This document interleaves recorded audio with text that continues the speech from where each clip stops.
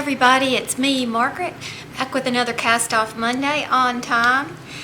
And this has been a week of discovery for me. As always, I'm constantly learning new stuff from you people. Thank goodness that I do these videos because, like I've said many times before, I don't have anybody around here to guide me. So, first I want to thank Deborah Clanton. She pointed out to me that my Fair Isle might look better if I blocked it because it kind of puffs up the stitches, and she was right. I'll do a better picture. Well, maybe not, I don't have to. You can see how much better the brown looks. I was complaining that my stitches were uneven or too tight. I think I just flat out was too tight up here with the green and the cream. But it did even out a little bit, so that was interesting. I'd always heard that, but I've never really seen it in my crochet, so it was really interesting to see it take place in this. And when I last left you, I was doing the same hat again, called the Golden Pear hat, by the way. And again, all the links to the projects that I do are in the description box below. But I did this pink and green one. I had the leftover watermelon colors from the watermelon scarf and hat set, so I thought I'd try these together. And I washed and blocked this too. I had to get on YouTube and see exactly how to go about doing it. I did not have a balloon, to put it on. I should have probably not been lazy and gone upstairs to get my styrofoam ball that I use for kids' hats, because you don't want to stretch out the brim while it's drying. But it did pretty well lying flat. This is Red Heart Super Saver, and it didn't get as soft as when I put it in the washer and dryer like I do all my crochet hats. So I think I may toss it around in the dryer and see if it won't fluff up a little bit more. Remembering, and I'll put a link to the video about this too, that if you crochet for charity, you need to consider your recipients and how they'll be using your items. And for the charity that I donate to, a lot of their stuff just gets thrown in the washer and dryer. The video will explain why and all this, so you'll need to consider that when choosing your yarns. And Red Heart, I think, softens up a good deal when you do it in the washer and dryer. It didn't soften up that much when I did it in a hand wash and let it dry flat. So I thought that was kind of an interesting discovery. But thank you, Deborah Clanton, for reminding me that that's important to get your knitting block. This, by the way, is that Big Lots yarn, and I guess it's Canon, C-A-N-A-N, or Canon, I called it before. It washes up beautifully. This is hand washed and it's dried flat, and it is just soft as it can be. So I like this stuff for $1 a skein too.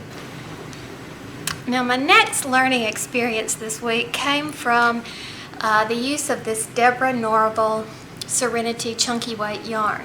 I got this on sale in that clearance Joanne had, and I thought, okay, I'm going to make a new hat. And I was knitting, found a pattern for a textured stitch, and as I was working on it, it just did not turn out well.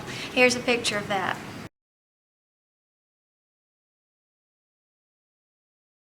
So I ripped it out and started again, and this time I just used a plain stockinette. And you can see how much better it came out. Now the original pattern, which I just had ripped down to the brim, the original pattern called for a really short brim and then all this texture stuff that was going on. And I just left the short brim. I probably would prefer a longer one on a plain stockinette hat. But it's not what I did. But live and learn. Again, I'll learn again. So it's important, I'm seeing that, well, I've always noticed that in some variegated yarns, crochet, for example, doesn't really show off the beauty of some of these yarns, depending on mostly when they're little short color changes. But this yarn I mean, it is little, I mean, it's just kind of a mixture. It looks like watercolor paint. But you can see it does have a striping effect. I just didn't know what to expect. But this is a good example. If you have a textured pattern or a busy stitch, you probably ought to be using a solid yarn to show off that texture the best. And I learned it the hard way, not once, but twice this week. Gabe Rowan 2011, which is Tammy, called me fearless in my knitting. And I have to say that I have a lot of fears in my life, but knitting is not one of them. With all my yarn work, I kind of figure, you know, if it doesn't work, you rip it out. 9 out of 10 times you can use the yarn again. Every now and then you get an obstinate yarn that sort of ties itself in knots and doesn't allow it to be used again. But for the most part, it's just not a big deal. So I just jump on in there and try. And Yolanda Soto Lopez had a tutorial where it was a chunky cabled hat that she used double pointed needles with. And I had never seen how cabling was done, so I watched that whole video to see how to do it with the cable needle and the whole shebang. I even watched some videos where you didn't need a cable needle, and that was kind of interesting, but I'm a little too chicken for that. But I found a simpler one. I was afraid of the 4 double pointed needles the way she had demonstrated. And now that I think about it, I guess I probably could have done it on my circular needles. But it didn't occur to me at that moment. So I was trying to find something with just one cable, and I found this scarf for me to practice on. But I grabbed this yarn, which is Red Heart Fiesta. Again, I got on sale at the big Joann sale, the clearance event, and then an additional coupon, 15% off. And, you know, I really liked it, so I was kind of eager to use it. So I tried my little cabling effect. But you couldn't see the cable because of the busy yarn. So here, once again, I'll insert a picture.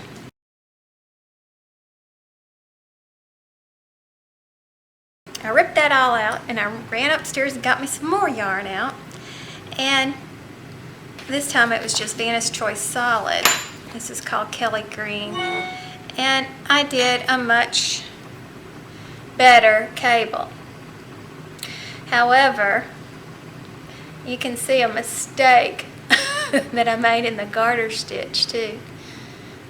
And this is my second try with this yarn. I screwed up. I wasn't following the pattern correctly, so I messed up. But I think I've got it down now, so I'll rip this out and try again. I don't know if I'll go for the whole scarf. I was just looking for a pattern to practice with. Oh, and actually this is a reversible. See how you get the cable on both sides, which is really neat, because what happens when you wear a scarf? You're wrapping it all around and twisting it, and oftentimes you see one side of the scarf and not the other. So that's pretty cool. Basically how the difference between this kind of cable and a regular cable is you're basically knitting and purling for 8 stitches rather than just knitting for 4. So yeah, that's pretty cool. So I'll put the link to this pattern in there in case anybody wants to attempt the full scarf. I'm not quite sure if I'm ready for that or not, but it was definitely worth giving it a go. But I wanted you to see, because I still had the itch to use this yarn, so I wanted you to see how well it works up in crochet. Kind of just looks like this. So this would probably have worked up well in a simple stockinette, you know, the way this did for knitting. But didn't it work well in a double crochet? I thought it was fine. So looking forward to using some more of this. I just really like this. It's tweedy looking. It's not the Red Heart tweed. It's Red Heart Fiesta. But it has a, you know, sort of a tweed look to it, with the woven colors sprinkled in. So I really like that. I completely forgot to mention this, but this has been a work in progress for a while. Basically all it is a big giant rectangle double crochet using this, I think it's an N Crystalite hook that I got on sale at that big Joann's sale. And what it is a poncho. The way in which you sew the ends together give it this asymmetrical drape. And my sister had asked me for this pattern a while back, and I tried it, like, I think this is my 4th attempt, because the sizing was really, really difficult. And so I spent a lot of time on Ravelry reading all the comments, trying to figure out how to figure this out. And it has to do with the fact that you're using this great big hook and it really stretches. So the measurement method that she gives you in the instructions actually don't work. So for me, it was more of a trial and error type thing, and I'm still not sure it's going to come out correct. But I was certainly not the only one that had this problem.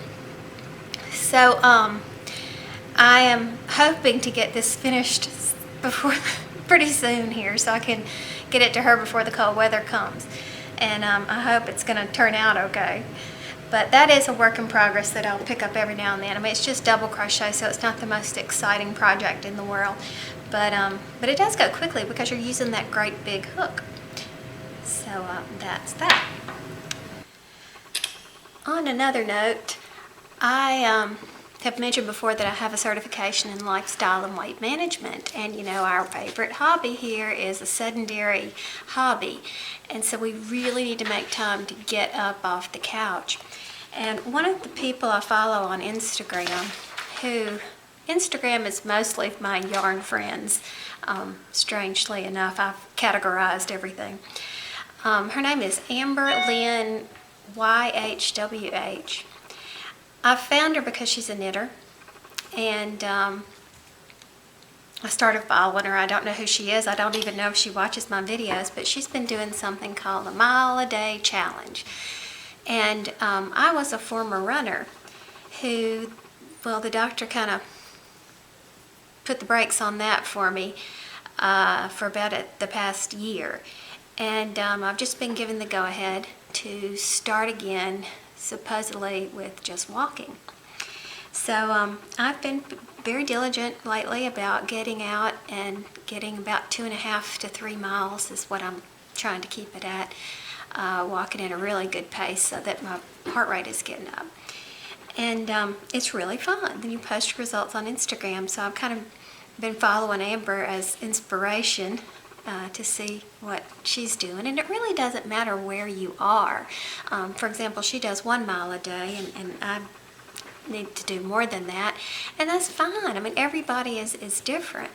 But if you want to join us on Instagram, you know, you just post your progress and let us cheer each other on. But I use my Fitbit software that has a little geo tracker, which is really fun because you can see your pattern of how you walked that day. And but there are free ones out there, free apps. Look for Geo Tracker, Fitness Tracker, anything like that. And you start it and it times you and it tells you what your pace is, and so you can track your progress and see how well you do. So in case you're interested in joining us with that,